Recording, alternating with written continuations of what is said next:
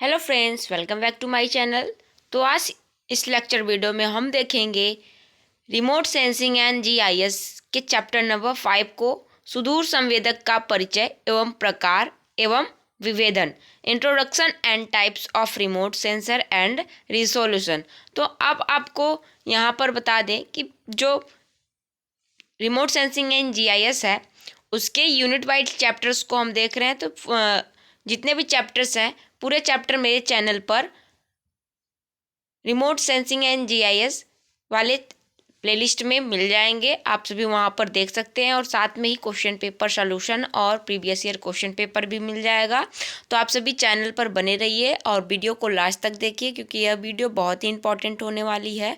Chapters जो है यह सब बहुत ही इंपॉर्टेंट है। हर एक चैप्टर से आपको क्वेश्चंस मिलेंगे, एग्ज़ाम में आए हुए हैं। तो सभी चैप्टर के सभी टॉपिक्स को पढ़ना ज़रूरी है। तो चलते हैं अपने टॉपिक पर, देखते हैं हमें इस लेक्चर में क्या पढ़ना है। इस वीडियो में तो हमें पढ़ना है सुदूर संवेदक का परिचय क्या होता है, फिर सुदूर संवेदक के प्रकार क्या होते हैं, कितने होते हैं, फिर उसके बाद हम लोगों को पढ़ना है इसमें जो भी एलिमेंट्स आएंगे सुदूर संवेदक का परिचय और उसके साथ साथ उसके प्रकार में। तो वही हमें क्या करना है, यहाँ पर पढ़ना है किस तरीके से यहाँ पर। फिर उसके बाद हमें विभेदन के बारे में भी पढ़ना है, विभेदन क्या है। फिर उसके बाद हम एक्स्ट्रा क्वेश्चन देखेंगे जो आपके एग्ज़ाम के लिए ज़रूरी है। फिर नेक्स्ट चैप्टर 6 पे आएंगे। चलो ये देखते हैं सुदूर संवेदक का परिचय। तो सुदूर संवेदक, इंट्रोडक्शन टू रिमोट सेंसिंग, सुदूर संवेदक से आप सभी के लिए एक क्वेश्चंस आ भी चुका है आपके एग्ज़ाम में। तो आप सभी यहाँ पर सुदूर संवेदक का उपयोग भी करके पूछा है exam previous year question paper में। तो आप सभी यह देख लीजिए कि सुदूर संवेदक एक ऐसी युक्ति मैकेनिकल डिवाइस है जो दूर स्थित लक्ष्यों, वस्तुओं अथवा दृश्य क्षेत्रों के संबंध में सूचनाओं को ग्रहण करने हेतु विद्युत चुंबकीय अथवा अन्य ऊर्जा को संग्रहित करके संकेतों में बदलकर उचित रूपों में व्यक्त करता है। हालांकि समस्त संवेदक मूल रूप से धरातल के कई लक्षणों से परावर्तित अथवा उत्सर्जित विद्युत चुंबकीय ऊर्जा की विभिन्नताओं को स्पष्ट करते हैं, लेकिन उन्हें स्पेक्ट्रम प्रदेशों तथा बैंडों द्वारा सूचना ग्रहण करने के तरीके के अनुसार अलग अलग वर्गों में रखा जा सकता है। पृथ्वी की किसी भी वस्तु का सुदूर किसी भी स्पेक्ट्रम प्रदेश से देखने को सुदूर संवेदक कहा जाता है। दूर स्थित वस्तुओं अथवा दृश्य क्षेत्रों के संबंध में संचित करने योग्य सूचना संग्रहित करने वाली कोई भी यांत्रिक विधि अथवा उपकरण को सुदूर संवेदक कहा जाता है। हमारी आंखें सुदूर संवेदक का उत्तम उदाहरण है। आगे देखते हैं नेक्स्ट, सुदूर संवेदक के प्रकार, टाइप्स ऑफ रिमोट सेंसर्स। तो सुदूर संवेदक के प्रकार जो यहाँ हैं निम्नलिखित प्रकार होते हैं। पहला है उच्च, मध्यम तथा निम्न विभेद वाले संवेदक। दूसरा है सक्रिय निष्क्रिय संवेदक। तीसरा है चित्रीय तथा अंकी संवेदक। चौथा है पराबैंगनी दृश्य, अवरक्त तथा लघु तरंग प्रदेशों के संवेदक। पांचवा है एक तथा बहु स्पेक्ट्रमी संवेदक। फिर सुदूर संवेदक में प्रयुक्त प्रमुख सुदूर संवेदकों का वर्णन निम्न प्रकार है।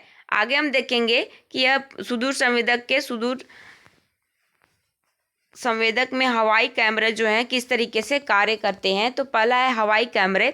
तो फोटोग्रामिमिति की दृष्टि उपयोगी उच्च विभेदन की विशेषताएं वाले वायु फोटो चित्र पाने के लिए स्वचालित कैमरे का उपयोग किया जाता है, जो किसी गतिमान प्लेटफॉर्म से तीव्र गति के साथ एक के पश्चात करके कोई फोटो चित्र ले सकते हैं। कई फोटो चित्र क्या कर सकते हैं, ले सकते हैं। वर्तमान में हवाई फोटोग्राफी में निम्नांकित कैमरे प्रयोग होते हैं। जो यह कैमरे निम्नलिखित प्रकार के हो सकते हैं। तो पहला देखते हैं विशालदर्शी कैमरे का विवरण अथवा लक्षण। तो विशालदर्शी कैमरे का विवरण क्या है? विशालदर्शी कैमरे से खींचा गया हर एक वायु फोटो चित्र एक क्षितिज से दूसरे क्षितिज के बीच स्थित पूरे दृश्य को कवर कर सकता है। विशालदर्शी कैमरे को मॉडल में उपलब्ध है। एक क्षितिज से दूसरे क्षितिज तक के क्षेत्र को कवर करने के लिए एक प्रकार के मॉडल में लेंस स्थायी रहता है और उसके आगे लगा हुआ प्रिज्म घूर्णन करता है। इस कैमरे में कैमरे का लेंस उड़ान मार्ग की अनुप्रस्थ दिशा में एक तरफ से दूसरी तरफ गति करता हुआ घूर्णी लेंस समुच्चय से फोकस दूरी पर स्थित वक्राकार परत से के सहारे कैमरे में लगी फिल्म की अनावृत करता है। इस प्रकार हर एक फोटो चित्र को लेते समय कैमरे की फिल्म स्थायी हो जाती है एवं घूर्ण करते हुए लेंस समुच्चय की अनावरण झिरी इस स्थायी फिल्म की परत को स्पर्श करती हुई गति करती है। लेंस के द्वारा एक गुणन पूरा होने पर अनावृत फिल्म आगे बढ़ जाती है और दूसरे फोटो चित्रों के लिए फिल्म का अनावृत भाग लेंस के समक्ष आकर स्थायी हो जाता है। इस तरह उड़ान मार्ग की दिशा में एक के पश्चात एक करके वायु फोटो चित्र को खींचा जाता है। तो यह विशालदर्शी कैमरे का विवरण था। आगे विशालदर्शी कैमरे के दोष भी इसमें देखने को मिलते हैं। दोष क्या है? हालांकि विशालदर्शी कैमरे के माध्यम से प्राप्त कोई वायु फोटो चित्र धरातल के अत्यंत बृहद भाग को ढक लेता है, लेकिन किनारों की ओर मापने की बहुत अधिक विकृति हो जाने के कारण यह वायु फोटो चित्र फोटोग्रामेट्री की दृष्टि से बहुत अधिक उपयोगी नहीं हो पाता है। तो यह है यहाँ पर आपका कैमरा। इस तरीके से देखिए, यहाँ पर डायरेक्शन वगैरह बताया है कि रोटेटिंग लेंस जो होता है, यहाँ पर रोटेटिंग लेंस है और यहाँ ये है film advance after each lens rotation. उसके बाद डायरेक्शन इधर को है। फिर आगे देखते हैं, इसी में है डायरेक्शन के बाद यहाँ पे आपका जो ये कवर करता है, देखिए ये फोकस कर रहा है। ये जो एरो आ रही है, ये लाइन आ रही है, यह क्या है? क्षितिज को, है ना। क्षितिज को जिस भी क्षेत्र को कवर करना है वो इस तरीके से कवर करते हुए आगे बढ़ता जाता है। तो आगे देखते हैं नेक्स्ट, स्ट्रिप कैमरे का विवरण अथवा लक्षण। दूसरा है स्ट्रिप कैमरा। तो अपेक्षाकृत कम ऊंची हवाई उड़ानों से तीव्रता के साथ किसी क्षेत्र का सैन्य अवीक्षण करने के ध्येय से स्ट्रिप कैमरे का आविष्कार हुआ। तत्पश्चात ये कैमरे नहरें खोदने, सड़कों का निर्माण करने व रेल तथा टेलीफोन लाइन बिछाने इत्यादि इंजीनियरिंग कार्यों में प्रयोग होने लगे हैं। स्ट्रिप कैमरे के दृश्यदर्शी में धरातल की एक पट्टी अथवा स्ट्रिप दिखाई देती है। इसी विशेषता के कारण इसे स्ट्रिप कैमरा कहते हैं। स्ट्रिप कैमरे के लेंस का शटर हमेशा खुला रहता है और कैमरे के फोकस समतल में एक महीन झिर्री कटी होती है। इस झिर्री के ऊपर चलाने वाली फिल्म बिल्कुल उसी गति से आगे बढ़ती है जिस गति से वायुमान उड़ रहा होता है। इस प्रकार कैमरे का लेंस दृश्य क्षेत्र के परावर्तित प्रकाश को इस झिर्री के रास्ते से कैमरे की फिल्म के नग्न हिस्से पर फोकस करता है। आगे देखते हैं कि स्ट्रिप कैमरे के में 3 मुख्य तथ्य क्या हैं। यहाँ पर 1 2 3 करके दिया है। पहला है, स्ट्रिप कैमरा आपस में जुड़ी हुई उत्तरोत्तर पट्टियों की तरह दृश्य क्षेत्र की फोटोग्राफी करता है और वे पट्टियाँ उड़ान मार्ग की दिशा से समकोण का निर्माण करती हैं। दूसरा है, स्ट्रिप कैमरे से लिए गए वायु फोटो चित्रों में धरातल के किसी भी भाग का अतिव्यापन नहीं होता। तीसरा है, स्ट्रिप फोटोग्राफी में धरातल के विभिन्न फ्रेम मिलने के बजाय संपूर्ण फिल्म पर सिर्फ एक फ्रेम बनाता है, जिससे उड़ान मार्ग से कवर किए गए समस्त दृश्य क्षेत्र का सिर्फ एक फोटो चित्र होता है। स्ट्रिप कैमरे के दोष देख लेते हैं। यहाँ पर स्ट्रिप कैमरे के माध्यम से समग्र उड़ान मार्ग का सिर्फ एक ही फोटो चित्र मिलता है और इस कैमरे से खींचे गए वायु फोटो चित्र में धरातल के किसी भी भाग का अतिव्यापन नहीं होता है। इस प्रकार ऐसे फोटो चित्रों में फोटो मोजैक बनाने में समस्या आती है। इसके साथ ही त्रिविम दृष्टि भी नहीं मिल सकती। तो यह है आपका स्ट्रिप कैमरा। इस तरीके से इसमें डायरेक्शन और लेंस दिया हुआ है कि किस तरीके से हम जो है क्षेत्र को कवर करते हैं। ठीक, आगे देखते हैं। अब है तीसरा, बहुलेंसी फ्रेम कैमरे का विवरण अथवा लक्षण। तो तीसरा है बहुलेंसी। तो हमने पहला देखा हवाई कैमरा, दूसरा देखा हवाई कैमरे में ही हमने देखा पहला विशालदर्शी कैमरा का विवरण, दूसरा स्ट्रिप कैमरा का विवरण और तीसरा आप देख रहे हैं हम बहुलेंसी फ्रेम कैमरे का विवरण। फिर उसके बाद चौथा हम देखेंगे एकल लेंस फ्रेम कैमरा। तो हवाई कैमरे में हम लोगों को कितने कैमरे टोटल देखने हैं? 4 कैमरे। उसके बाद हवाई जो ये कैमरा होता है, 3 प्रकार के कैमरे होते हैं।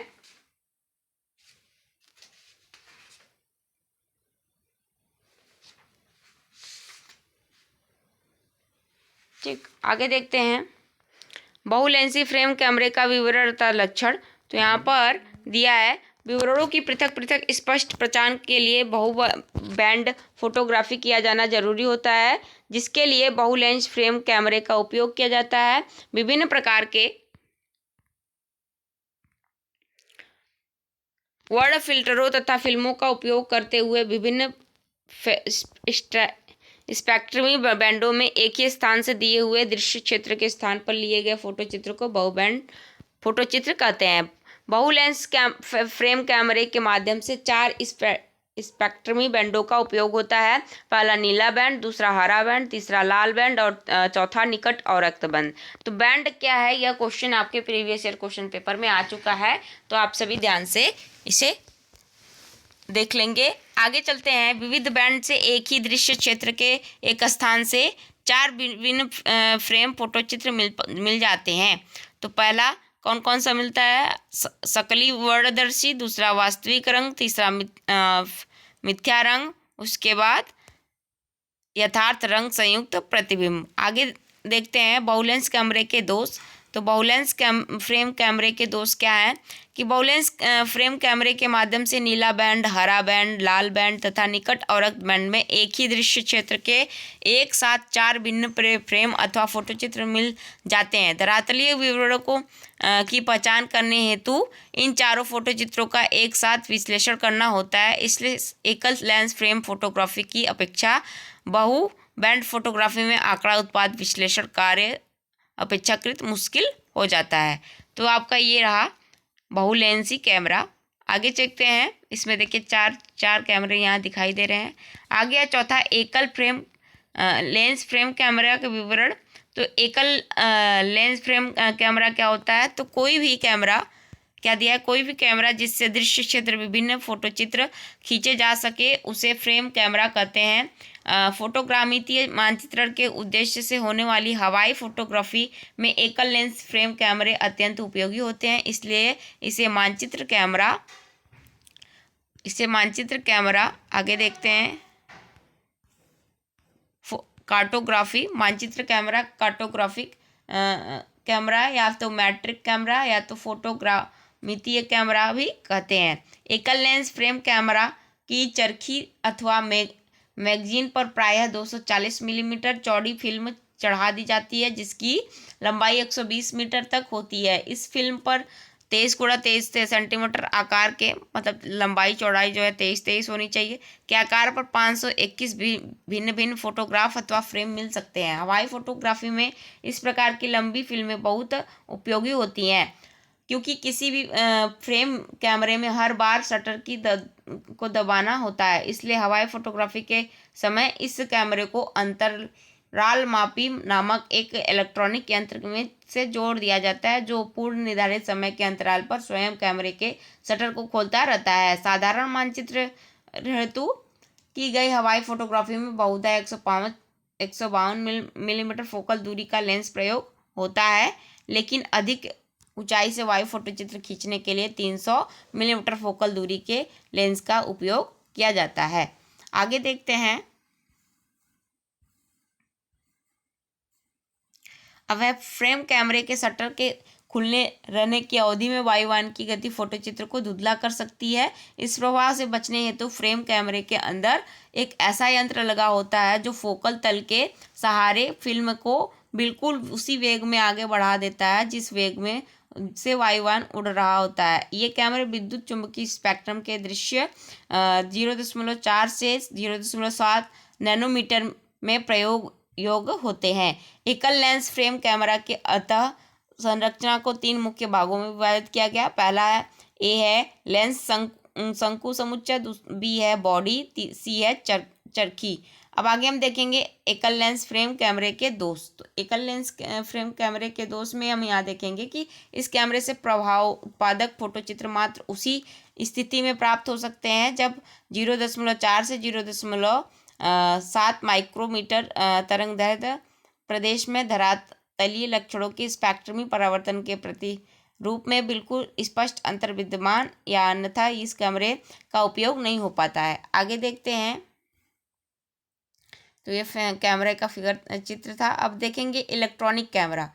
हवाई कैमरा हो गया, अब इलेक्ट्रॉनिक कैमरा। तो इलेक्ट्रॉनिक कैमरे में फिल्म का उपयोग नहीं होता, केवल इलेक्ट्रॉनिक कैमरे से ही प्रतिबिंब ग्रहण किया जाता है। इसे ही अंकीय फोटोग्राफी, डिजिटल फोटोग्राफी कहते हैं। अंकीय फोटोग्राफी विधि में कैमरे के अंदर चार्ज युग्मित संचुकों के से बना द्विबिंब आकृति वाला एक ऐसा व्यू होता है जिसका हर एक संसूचक प्रतिबिंब दृश्य के किसी एक पिक्सल का संवेदन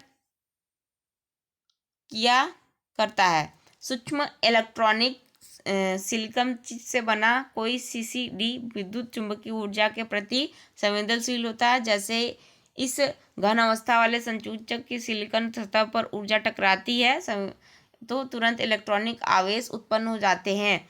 इन आवेशों के परिणाम दृश्य क्षेत्र की द्युति, ब्राइटनेस जो है के समानुपाती होते हैं। वीडियो रिकॉर्डिंग के में परिणाम से संबंधित इस इलेक्ट्रॉनिक सूचना को अनुरूप संकेतकों की भांति चुंबकीय टेक पर और अंकीय कैमरे में अंकीय आंकड़ों की तरह कंप्यूटर डिस्क पर परिकलित किया जाता है, जिसके पश्चात इस सूचनाओं को प्रतिबिंबों की भांति क्रमशः टीवी स्क्रीन व कंप्यूटर मॉनिटर पर देखा जा सके। आगे देखते हैं। इसकी लंबाई चौड़ाई यहाँ पे बताई हुई है। फिर हम देखेंगे बहुस्पेक्ट्रमिक क्रमबिच। बहुस्पेक्ट्रमिक क्रमबिच बहु बैंड फोटोग्राफी के नियम के अनुसार धरातलीय विशेषताओं का संवेदन करते हैं, लेकिन बहुबैंड फोटोग्राफी में प्रयोग होने वाले हवाई कैमरों की अपेक्षा इन्हें अत्यंत उपयोगी एवं श्रेष्ठ कहा जाता है। बहुस्पेक्ट्रमिक क्रमबिच निम्नलिखित कारणों से महत्वपूर्ण होते हैं। इस क्रमबिच में कुछ महत्वपूर्ण बिंदुएं दी हुई हैं इस तरीके से। यहाँ पर इस क्रमबिच में आंकड़ों को इलेक्ट्रॉनिक तरीके से धरातल के आंकड़ों को प्राप्त करने के केंद्र पर साथ साथ भेज दिया जाता है। दूसरा है यह क्रमबिच परावर्तनीय एवं निकट अवरक्त बैंडों के साथ ही साथ मध्य अवरक्त तथा तापी अवरक्त को थर्मल प्रदेश भी कहते हैं तो में संवेदन कर सकता है। तीसरा है वायु फोटोग्राफी की प्रक्रिया में फिल्म को निरंतर आपूर्ति करनी होती है। ठीक है, तो इस तरीके से यहाँ पर आपका यह कैमरा बना हुआ है। आगे देखते हैं बहुस्पेक्ट्रमिक क्रमबिच के प्रकार। तो यहाँ पे प्रकार भी दिए हुए हैं। तो यह दो प्रकार के होते हैं, क्रॉस ट्रैक क्रमबिच और एवं लॉन्ग ट्रैक क्रमबिच। ठीक, तो यहाँ पे क्रॉस ट्रैक स्कैनर और अलॉन्ग ट्रैक स्कैनर दिया हुआ है। क्रमवीक्षक को हम स्कैनर कहते हैं। ठीक, आगे देखेंगे यहाँ पे विक्स ब्रूम बहुस्पेक्ट्रमिक क्रमबिच।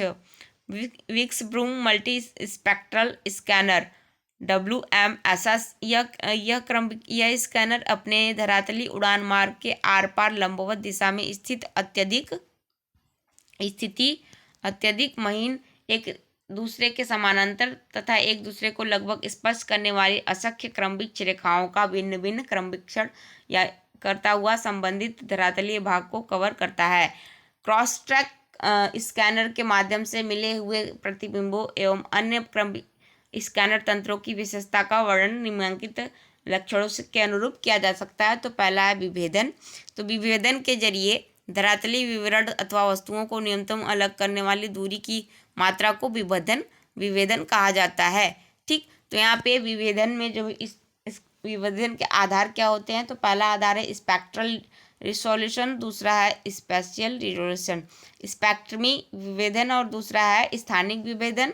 फिर उसके बाद तीसरा है आपका रेडियोमेट्रिक विभेदन। फिर चौथा है आपका अल्पकालिक विभेदन। ठीक, अब हम देखेंगे पुश ब्रूम बहुस्पेक्ट्रमी स्कैनर। तो स्कैनर दो तरीके के यहाँ बताए गए थे। अब आगे हम देखेंगे push broom multi spectral scanner, तो PMSS।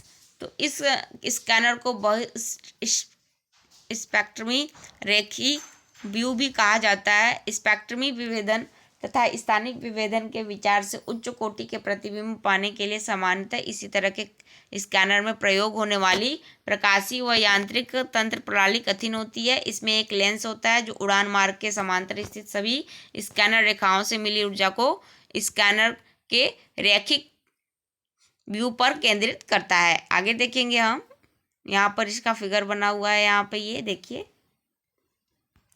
इस तरीके से यह कैमरा है, स्कैनर। आगे देखेंगे हम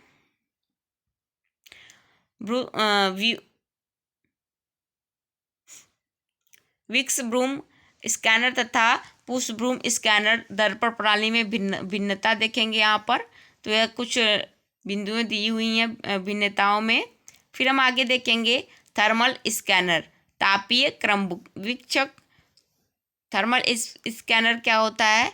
थर्मल स्कैनर वास्तव में एकाश्रक प्रणाली में उपयोग होने वाले विक्स ब्रूम बहुस्पेक्ट्रमी स्कैनर का एक ऐसा रूप है जिसके संचूसक विद्युत चुंबकीय स्पेक्ट्रम में सिर्फ तापीय प्रदेश की ऊर्जा का संवेदन करते हैं, इसलिए इस स्कैनर को तापीय स्कैनर, थर्मल स्कैनर या तापीय क्रमवीक्षक कहा जाता है। आगे देखेंगे हम, तापीय प्रदेश की वायुमंडलीय खिड़कियों की अवस्थितियों के अनुसार इस स्कैनर का उपयोग मात्र 3 से 5 माइक्रोमीटर तथा 8 से 14 माइक्रोमीटर के तरंग दैर्घ्य परासों में सीमित रहता है।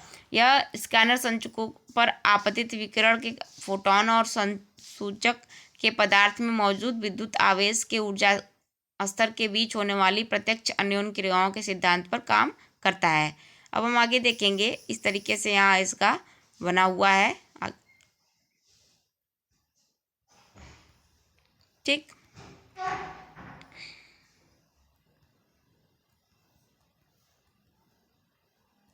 यहाँ पे कुछ बिंदुएं दी हुई हैं। अब हम देखेंगे नेक्स्ट, लघु तरंग संवेदक, माइक्रोवेव सेंसर। लघु तरंग संवेदक, माइक्रोवेव सेंसर। तो पर्यावरण एवं संसाधनों के सुदूर संवेदन में वर्तमान में लघु तरंग प्रदेश के संवेदकों का उपयोग लगातार बढ़ता जा रहा है। लघु तरंग प्रदेश में कार्यशील संवेदकों को सामान्य रूप से 2 आधारों के अनुसार विभाजित किया जाता है। पहला आधार है प्रतिबिंबकारी तथा अप्रतिबिंबकारी संवेदक, image forming and non image forming. दूसरा है सक्रिय तथा निष्क्रिय संवेदक, एक्टिव एंड पैसिव सेंसर, ठीक। आगे देखेंगे हम कि लघु तरंग संवेदक का स्वरूप, विवरण तथा विशेषताएं यहाँ पे दी हुई हैं।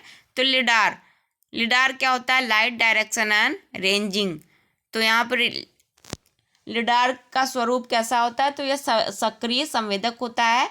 विवरण तथा विशेषता क्या है? तो यह संवेदक लघु तरंग ऊर्जा के प्रस्फोटो व बजाय लेंसर प्रकाश, लेजर लाइट के प्रस्फोटों का उपयोग करता है। इस संवेदक के माध्यम से प्रतिच्छेदिका ऊर्जा मापन और क्रमवीक्षक की ऊर्जा मापन 2 प्रणालियों में सुदूर संवेदन हो सकता है। दूसरा है लघु तरंग ऊर्जा मापी, माइक्रोवेव रेडियोमीटर। तो यह कैसा, इसका स्वरूप कैसा होता है? तो निष्क्रिय तथा अप्रतिबिंबी संवेदक होता है। आगे देखेंगे इसका विवरण, आप सभी देख लीजिए। नेक्स्ट देखेंगे, तीसरा है लघु तरंग क्रमवीक्षक ऊर्जा मापी, स्कैनर ऑफ माइक्रोवेव रेडियोमीटर। तो इसका स्वरूप कैसा आता है? ये निष्क्रिय संवेदक होता है, पैसिव सेंसर होता है, और इसका विवरण यहाँ पे आपको दिया है। आगे रडार प्रणाली। रडार प्रणाली क्या होती है? तो रडार प्रणाली में देखेंगे कि रडार प्रणाली यह इसका स्वरूप कैसा होता है? सक्रिय तथा प्रतिबिंबित संवेदक वाली होता है। आगे हम देखेंगे LLAR स्कैनर प्रणाली इस तरीके से होता है।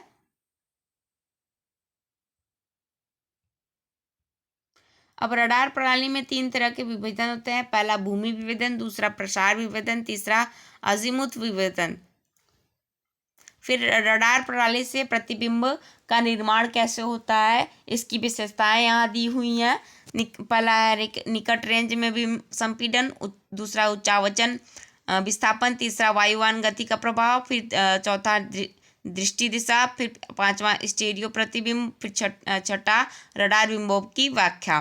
फिर है रडार प्रतिबिंबों के मुख्य लाभ निम्न प्रकार से हो सकते हैं। पहला, क्षेत्रीय अन्वेषण हेतु, फिर दूसरा तिर्यक प्रतिबिंबन, फिर तीसरा लघु विवरणों का सिमटना, फिर चौथा है लिनियामेंट की पहचान, फिर पांचवा प्रत्येक मौसम तथा रात्रि की समय की क्षमता। अब हम आगे पढ़ेंगे विभेदन क्या होता है। तो विभेदन देखेंगे तो धरातलीय विवरण अथवा वस्तुओं को कम से कम अलग करने वाली दूरी की मात्रा को विभेदन कहा जाता है। अन्य शब्दों में धरातल की न्यूनतम दूरी के विवरण को परस्पर अलग अलग व्यक्त करने की क्षमता को विभेदन कहा जाता है। तो विभेदन पूछेगा तो आप इस तरीके से बता सकते हैं। फिर है विभेदन प्राकाशिक युक्ति प्रणाली की उत्तमता को प्रकट करता है। विभेदन की मात्रा अथवा दूरी को प्रकट करने की चार दशाएं हैं। पहला स्थानिक, दूसरा स्पेक्ट्रल, तीसरा रेडियोमेट्रिक और चौथा तत्कालिक टेम्पोरल। तो स्थानिक दशा में दूरी, स्पेक्ट्रल दशा में विद्युत चुंबकीय विवरण के तरंगदैर्ध्य बैंड, रेडियोमेट्रिक में विकिरण मात्रा और तत्कालिक में समय को बताया जाता है। विभेदन का उपग्रह के संवेदक प्रणाली से संबंध होता है। उपयुक्त दशाओं के आधार पर विभेदन के प्रकारों को निम्नांकित रूप से समझाया गया है। तो यहाँ पे पहला देखेंगे स्थानिक विभेदन, फिर उसके बाद देखेंगे हम दूसरा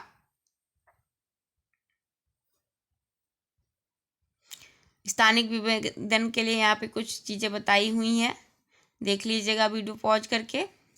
फिर दूसरा हम देखेंगे, पहला देखिए स्थानिक विभेदन, अब दूसरा देखेंगे स्पेक्ट्रल विभेदन।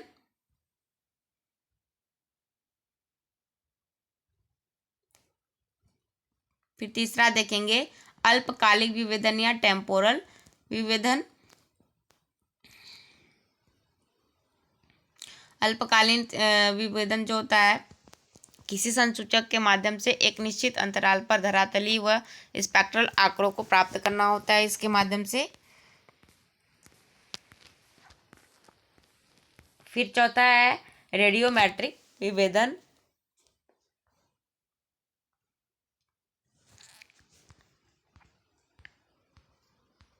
फिर हम एक्स्ट्रा क्वेश्चन देखेंगे और साथ में नेक्स्ट चैप्टर लेकर हम आएंगे, चैप्टर नंबर 6, जो कि आप सबके लिए बहुत ही इम्पोर्टेंट होने वाला है। चैप्टर नंबर 6 है सुदूर संवेदन, आक्राम, प्रक्रमण एवं अनुप्रयोग, दृश्य एवं प्रतिबिंब प्रक्रमण तकनीक, remote sensing data processing and applications, visual and digital image processing techniques को देखेंगे। Thanks for watching video. मिलते हैं नेक्स्ट वीडियो में।